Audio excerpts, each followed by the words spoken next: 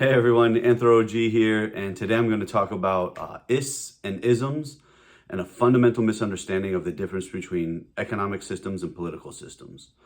I live in South Florida, and so often are words like capitalism, socialism, communism thrown around all the time, critiquing stuff, and folks tend to not know the difference between them or the definitions of them.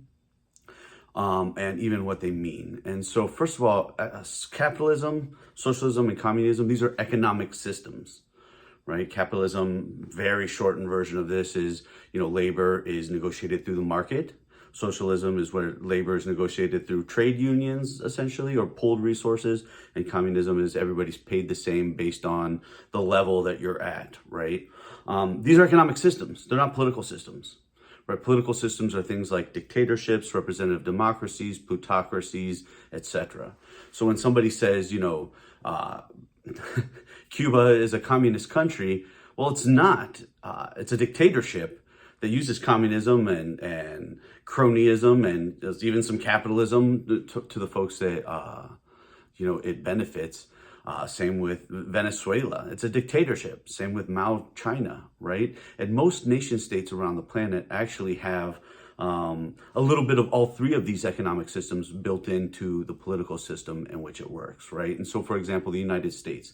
The United States is a representative democracy, right? Because we have 330 something million people, and in order to make decisions for 330 something million people, it's not like every 331 million people can vote on every single thing that the nation does. That would be this idea of direct democracy. And maybe with future technology we can do it, but we haven't been able to do it so far. So we came up with this idea of a representative democracy where we send people, at least in theory, that are supposed to represent us in our local municipalities to Washington, D.C.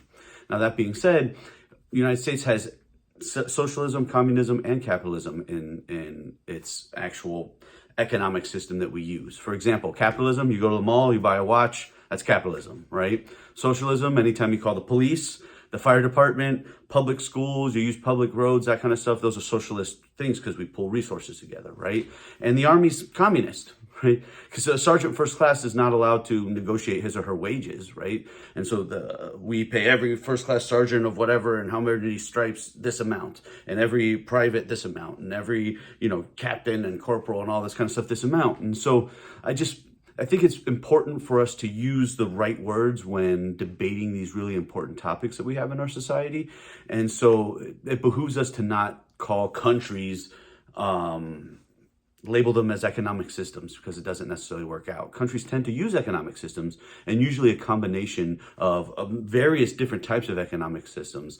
But the political system itself is something that's different. It's how people get in power and how their power is justified and how they're able to use that power in order to influence economic systems, etc. All right. So thanks for listening. I hope that clears some stuff up, and see you next time.